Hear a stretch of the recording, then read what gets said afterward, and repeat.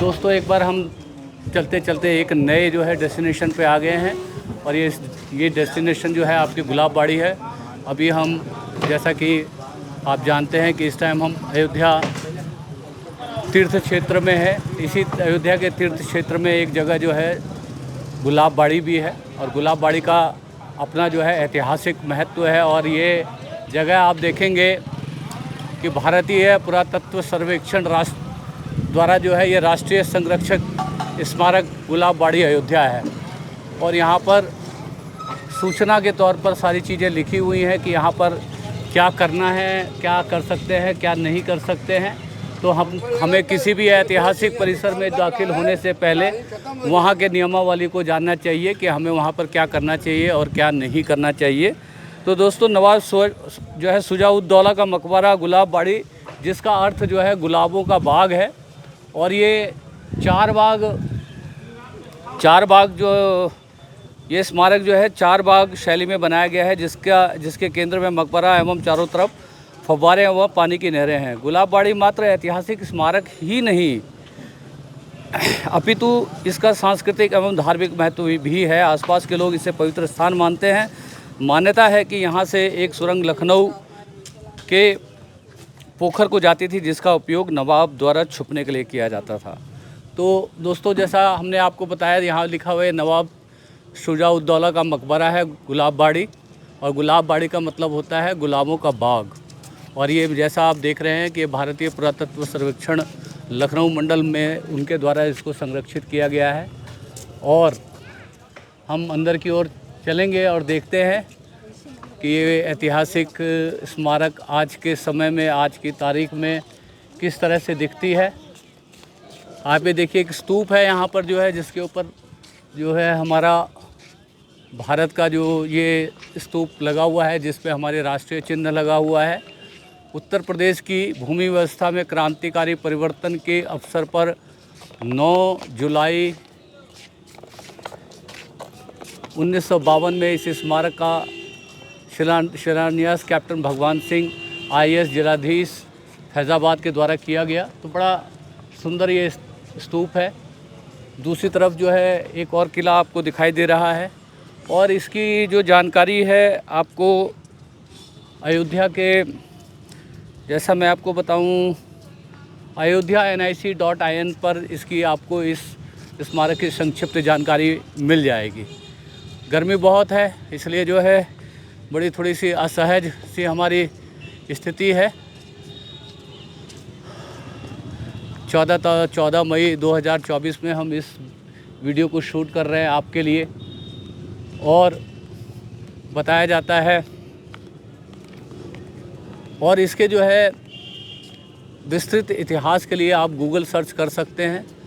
मैं आपको अभी जो दिखा रहा हूँ, अनिल दुफारे जी जो कैमरा के माध्यम से जो दिखा रहे हैं, वो आप देखिए कि किस तरह से ये स्मारक जो है, ये अब जो एक राष्ट्रीय धरोहर है, हमारी ऐतिहासिक धरोहर है, वो कहाँ कहाँ पे स्थित है। और हमें उनके बारे में जानकारी एकत्रित करके उन जगहों को विजिट करना चाहिए और उसके इतिहास से जो है रूबरू होना चाहिए।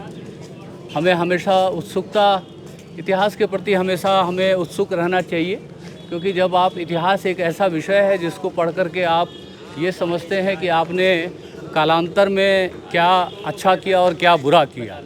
तो इतिहास जो है आपके कालांतर का अनुभवों का जो है संकलन है, जिसके ज़रिए आप अपने जो है आने वाले जीवन में जो आपने इतिहास में कालांतर में जो गलतियां की हैं उसको आप ना दोहराएं, और जो आपने अच्छे काम किए हैं उनको जो है अनवरत जारी रखें। तो अभी हम जो है मेन एरिया में दाखिल हो गए। आप देखेंगे दोनों तरफ जो फव्वारे हैं, बीच में रास्ता है। सामने जहाँ तक मैं समझता हूँ कि ये शुजा-उद-दौला जो है उनका मकबरा होगा। तो हम बढ़ रहे हैं धीरे धीरे। अनिल जी आपको कैमरे से चारों तरफ दिखाएंगे। अभी तो ज़्यादा हमें कुछ इधर गुलाब वगैरह नहीं दिखाई दे रहे हैं, गर्मी बहुत है। और बहुत सारे पर्यटक जो हैं वो यहाँ पर सुस्ताने के लिए बैठे हैं। मैंने जगह जगह पे भी देखे हैं कि कहीं कहीं पर जो है परीक्षा है, तो परीक्षार्थी भी जो है यहाँ पर सुस्ताने के लिए आ गए हैं। और काफ़ी गर्मी है आज। जहाँ तक अनिल जी जो है अपना ये जारी रखेंगे, मैं थोड़ा सा तब तक जो है ये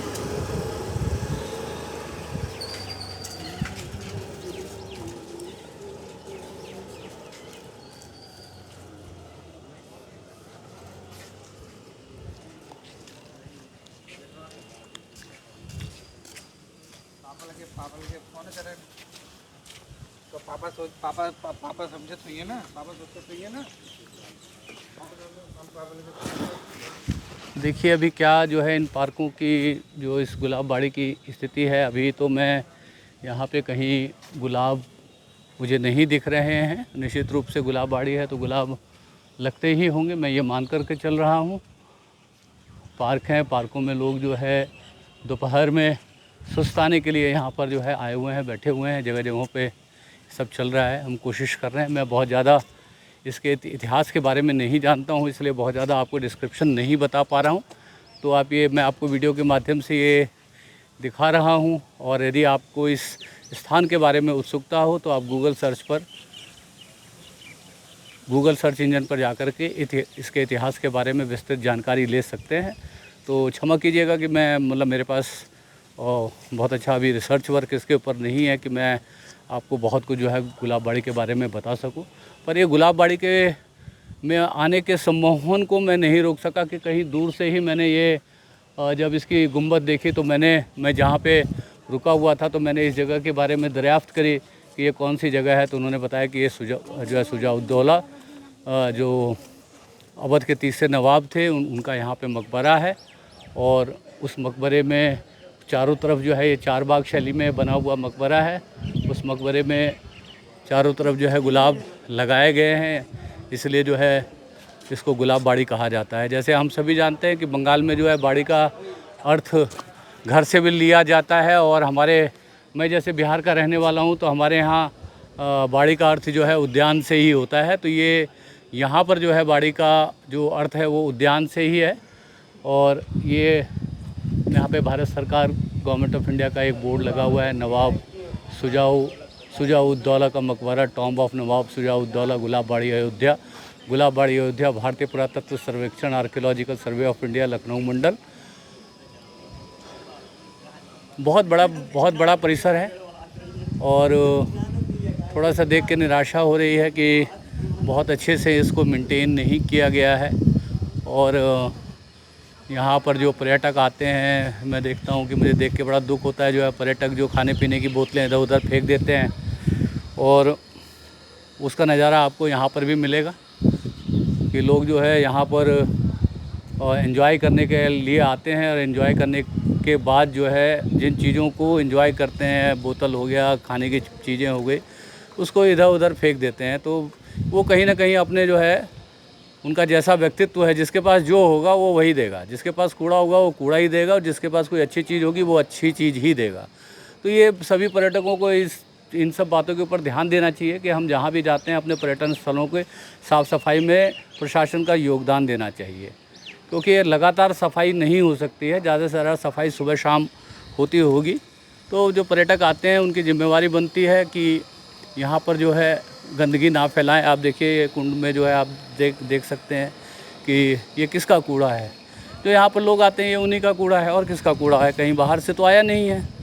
तो इससे पता चलता है कि लोगों की क्या मानसिकता है, किस मानसिकता से लोग आते हैं। इतने पढ़े लिखे लोग यहाँ पर आते हैं और इतना गैर जिम्मेदाराना व्यवहार करते हैं अपने पर्यटन क्षेत्र के लिए जो है।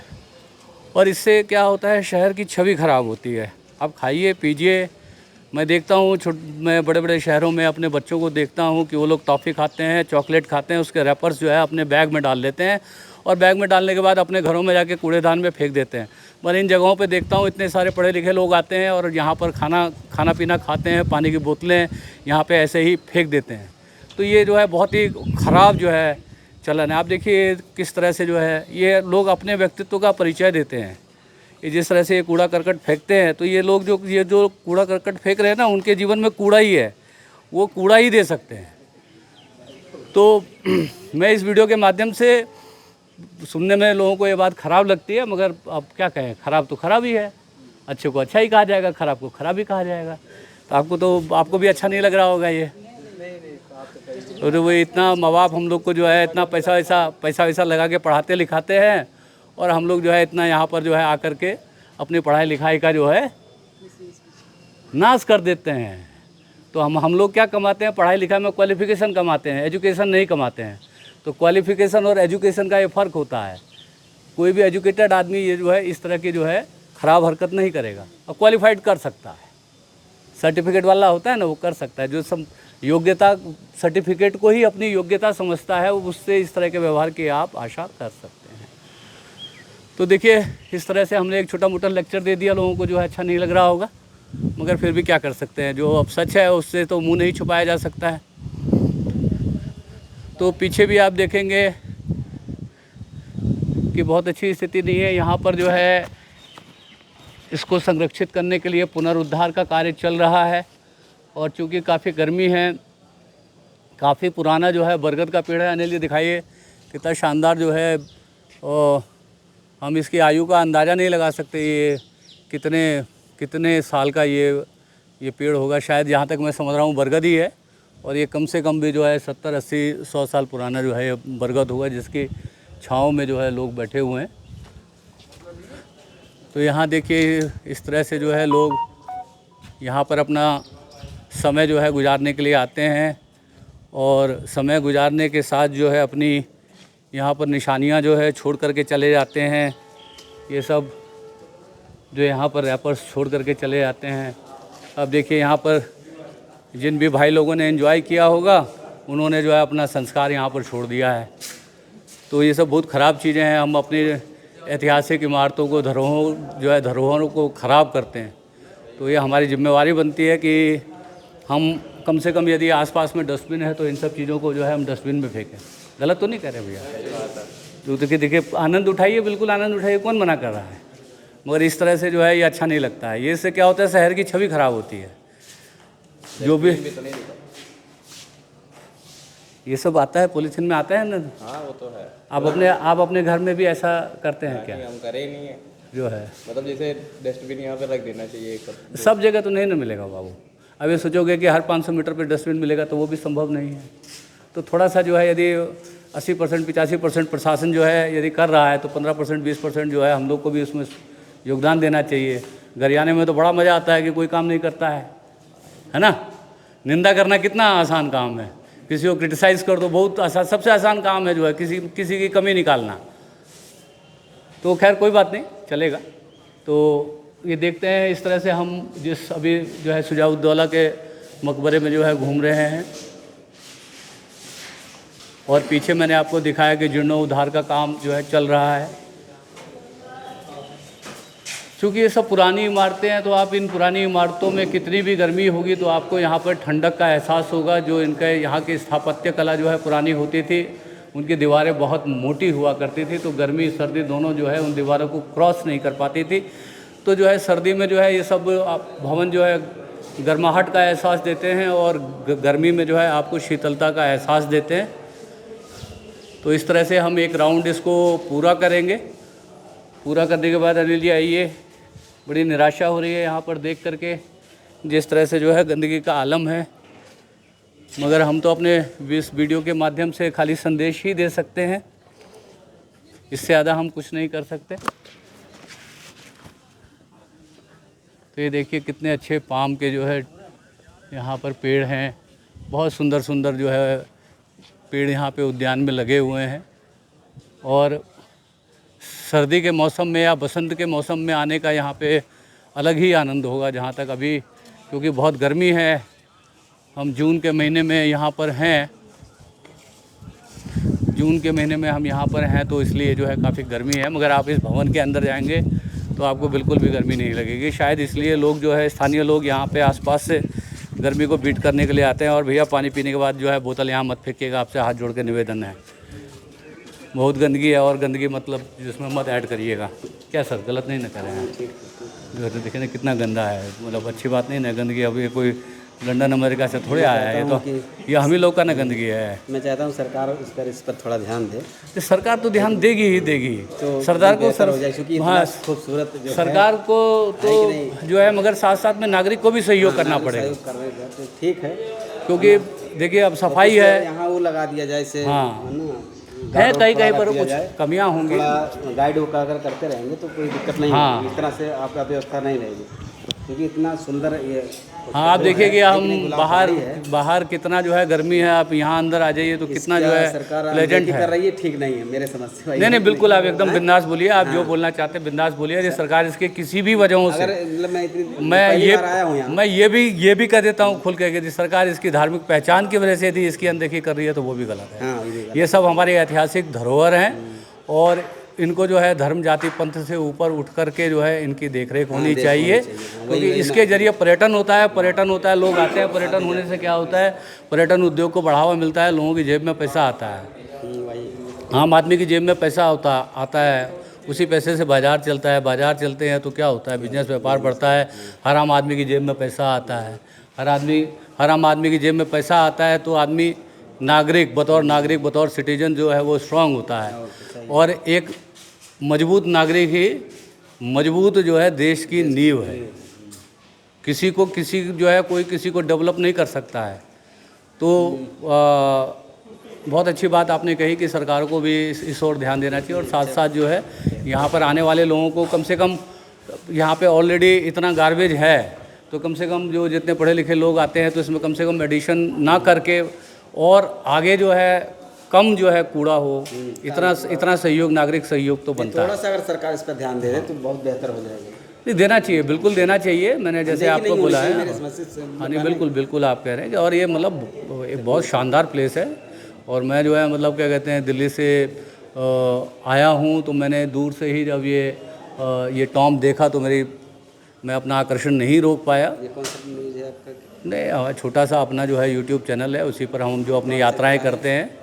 ये हमारे चैनल का नाम है चलते चलते 802, यूट्यूब पर है। अच्छा, उसको सर्च करने पर आ जाएगा। हाँ, आ जाएगा, चलते चलते 802, ये हमारा यूट्यूब चैनल है। तो हम यहाँ भी जाते हैं तो अपना शौकिया तौर पे जो है वीडियोस बनाते हैं, उन वीडियोस को जो है अपने चैनल के माध्यम से जो है और लोगों तक पहुँचाते हैं। और हमारा उसके पीछे उद्देश्य होता है, जो भी पर्यटन के क्षेत्र हैं, चाहे वो धार्मिक पर्यटन के क्षेत्र हैं या नॉर्मल पर्यटन के क्षेत्र हैं, अपने वीडियो के माध्यम से पर्यटन उद्योग को मजबूत करना, लोगों के मन में वो इच्छा जागृत करना कि लोग जो है कहते हैं वेकेशंस में पर्यटन स्थलों की ओर जाएं, ताकि जो है टूरिज़्म सेक्टर जो है डेवलप करे और टूरिज़्म से जुड़े जितने भी लोग हैं वो लोग जो है तरक्की करें। क्योंकि जैसा कि आप जानते हो कि भारत में अभी जो रोज़गार की स्थिति है और जो महंगाई की स्थिति है वो किसी से छुपी हुई नहीं है, और महंगाई रोज़गार किसी धर्म संप्रदाय से जुड़ा हुआ नहीं है, वो सभी पे अफेक्ट करता है। चीनी यदि हमको जो है 40 रुपये किलो मिलती है तो किसी सिख को भी 40 रुपये किलो मिलती है और किसी मुसलमान को भी 40 रुपये किलो मिलती है। वहाँ कोई कुछ नहीं है। तो महंगाई जो है किसी जात और संप्रदाय की मोहताज नहीं है। तो महंगाई को हम किस तरह से जो है फाइट कर सकते हैं, कमाई बढ़ा के। तो कमाई कैसे बढ़ेगी, तो जैसे अब ये टूरिज़्म के क्षेत्र हैं, तो इन टूरिज़्म के क्षेत्रों में यदि लोग आएंगे उसके ज़रिए जो है उन टूरिज़्म के क्षेत्रों में पैसा आएगा, और उस टूरिज़्म से जुड़े हुए जितने भी लोग हैं उनकी जेब में पैसा आएगा। जेब में थोड़ा एक्स्ट्रा पैसा आएगा तो हम इस महंगाई की डायन का मुकाबला कर सकते हैं। सही या गलत? आप तो ठीक है, विशेष बहुत नहीं है। ये कैसी बातें करते हैं, पर टूरिज़्म भी तो एक उद्योग है। टूरिज़्म को उद्योग का दर्जा जो है प्राप्त है। बाकी तो जो भी उपाय हैं जो पढ़ लिख के लोग जो है वो कर रहे हैं, परीक्षाएं दे रहे हैं, मगर ये बड़ी दुर्भाग्य की स्थिति है कि परीक्षा पेपर लीक हो रहे हैं और जो है बहालियाँ नहीं हो रही हैं। अभी नीट में जो है पूरे उसमें जो है एक बहुत बड़ा घोटाला है, बहुत बड़ा घोटाला है। और जो ख़ास तौर पे जो आम आदमी, जो गरीब आदमी जो लाखों रुपए की कोचिंग देकर के अपने बच्चों को जो है पढ़ाता है, उनके भविष्य के साथ खिलवाड़ है। पेपर हो रहा है। हाँ। अभी शाम तक या कल तक ये डेट आ जाए कि पेपर लीक हो गया। जी। कष्ट होगा लोग। नहीं, बहुत ही दूर दूर से लोग आए हैं कि नहीं? मैं आपको बताना चाहता हूँ जो है कि देखिए, मैं आप ये जानिए समय इस तरह से किए 11 बजे से पेपर है। जी। 2 बजे उसके 20 मिनट छोड़ेंगे। जो दूर दूर से आए, बाइक से आए, कहीं अभी भूख लग जाए, कहीं गिर जाए, कहीं मर जाए, क्या होगा? जी। एक समय उसका या तो फर्स्ट मीटिंग कर देते या तो सेकंड मीटिंग कर देते, ठीक है। 3 बजे के बाद आप कर देते, या तो 7 बजे से या 8 बजे से कर देते आप, ठीक है। 10 बजे तक छूट जाता तो लोग अपने घर लोग। हाँ, बहुत गर्मी है, इन सब चीज़ों का ध्यान रखा जाना चाहिए। और जहाँ तक जो मतलब जिस तरह से, और मैं आपको मतलब आपने पेपर लीक और इन सब बातों की जो है चर्चा करी, तो मैं आपको बताऊं कि अब की बार जो लोकसभा का जनादेश है ना, उसमें बहुत बड़ा भाग युवाओं का जो भारतीय जनता पार्टी के पक्ष में उन्होंने मतादेश जो है मत नहीं डाले हैं। इस आप जो है कहते हैं सच्चाई से इनकार नहीं कर सकते, क्योंकि अल्टीमेटली पैसे का काम पैसे से ही होगा। तो उसके लिए रोज़गार चाहिए, नौकरियां चाहिए, और नौकरियों का सृजन हो नहीं रहा है। और बड़े बड़े शहरों में जिस तरह से जब नौकरी की बात आती है तो जो राइट विंग वाले कहते हैं कि सबको सरकारी नौकरी थोड़ा मिलेगी। हाँ भाई, हम भी कह रहे हैं कि सबको सरकारी नौकरी नहीं मिलेगी, पर जितनी सरकारी नौकरी है उतनी तो दो। हाँ वही है ना, हम कहाँ कह रहे हैं कि पूरी देश की आबादी जो है सरकारी नौकरी में ही एकोमोडेट हो जाएगी, पर जितनी सरकारी नौकरी है उतनी तो दो। देखिए, मैं इस बात को समझ सकता हूँ कि छोटे शहर के जो बच्चे और युवा होते हैं ना, वो बड़े शहर के युवाओं और बच्चों से ज़्यादा मेधावी होते हैं और उनका दिमाग ज़्यादा कुशाग्र होता है। उनमें वो काबिलियत होती है कि सरकारी जो है नौकरी के एग्ज़ाम्स को जो है वो क्रैक कर देते हैं, और इंटरव्यू वगैरह भी जो है क्रैक कर देते हैं। और उनका ड्रॉबैक क्या होता है, अब जब उनका सबसे बड़ा ड्रॉबैक होता है कम्युनिकेशन स्किल, कि यहाँ पर जो है छोटे गाँव देहात कस्बों में पढ़ने वाले जो भी बच्चे होते हैं ना, उनका थोड़ा अंग्रेजी खास तौर पे स्पोकन इंग्लिश जो है कमज़ोर होता है, जिसकी वजह से वो महानगरों में अब होने लगे हैं। हाँ, इंग्लिश मीडियम हाँ, देहात हाँ, वाले जिसके पास मानिए खाने को दाल चावल रोटी सब्जी आर्डर रहा है, वो भी अपने बच्चे को प्राइमरी में नहीं लिखा रहा है, अब किसी अच्छे विद्यालय में इंग्लिश मीडियम में ही लिखा रहा है। अब जी स्ट्रांग हो रहा है, लेकिन हाँ, वो जो है देखिए, हाँ समय लगेगा। तो मेरे कहने का मतलब, मैं अपना अनुभव देखता हूँ कि भाई जो बड़े शहरों में पैदा हुए ना बच्चे, वो ये इनके इन प्रकार कहीं ना कहीं अपने आप को प्राइवेट सेक्टर में एडजस्ट कर लेते हैं, मगर छोटे शहर गांव कस्बे के लोग जो है लोग महानगर में उनको एडजस्ट करने में बहुत दिक्कत होती है। ख़ास तौर पे से कम्युनिकेशन स्किल का बहुत इशू आता है, तो जिसकी वजह से। और हम तो आप यहाँ पे खुले तौर पे कह रहे हैं कि जिसको सरकारी नौकरी के जो योग्य नहीं है ना, जो इन एग्ज़ाम को क्रैक नहीं कर सकता, जिनमें इसकी एग्ज़ाम को निकालने की योग्यता ही नहीं है, वही कोसता है। तो है, जिसको वो अंगूर नहीं मिले हैं ना, उसी के लिए वो खट्टे हैं, तो वो जो कहता है कि जो नहीं। इसे ठीक है, आपकी बात तो सही है, लेकिन इसे जैसे पेपर लीक हो गया नीट वाला, अब क्रैक करने वाला बच्चा, ठीक है, क्रैक कितना करेगा? जब लीक हो गया तो 720 पूरा अंक जो पा, जिसको कुछ नहीं 720 तक पा गया, उसमें आप एक ही सेंटर से 6 आदमी जो है टॉप कर गए। परीक्षा ना लीक हो, उसके बाद जिसको क्रैक करना होगा तो क्रैक तो करेगा ही। नहीं, देखिए होगा ही। पिछली बार यदि परीक्षा ठीक हुई तो किसी ने कंप्लेंट किया? क्या किसी ने नहीं किया। अब की बार यदि गलत हुआ तो लोग कहेंगे ही ना, और आप उसको सुनेंगे नहीं तो ये कोई बात नहीं ना हुई। सरकार नहीं सुनेगी, न्यायालय नहीं सुनेगी, तो आदमी जाएगा कहाँ? अपने आम आदमी अपना गुहार लेके कहाँ जाएगा? तो खैर ठीक है, मगर आप देखिए जो है काफ़ी जो है बड़े पैमाने पर मीडिया भी इसको कवरेज दे रहा है, विपक्षी पार्टियाँ भी इसको उठा रही हैं। हम आशा करते हैं कि कुछ सकारात्मक जो है इसके बारे में फैसला आएगा। और आपने इतना समय दिया, अपने बहुमूल्य विचार हमारे साथ साझा किए, उसके लिए जो है मैं आपको हार्दिक धन्यवाद देता हूँ। ठीक है ना? आप आइए, अम्बेडकर नगर में मिलता हूँ आपसे, नंबर हो तो वहाँ। जी, ठीक है, हाँ, वहाँ से आप बनाइए कुछ। हाँ, अभी हमारे पास जो है, हाँ, जैसे पार्क वगैरह वहाँ थोड़ा बहुत है, या श्रवण क्षेत्र में आइए। जी, चर्चा होगी तो आइए। हाँ, आप जो है कहते हैं मेरा नंबर वो देखिए, अभी इस बार तो नहीं हो पाएगा, आता रहता हूँ, तो कभी जो है मौका मिलेगा तो ज़रूर आएंगे। आप अपना नंबर हमें बताइए। 79 058 48 057।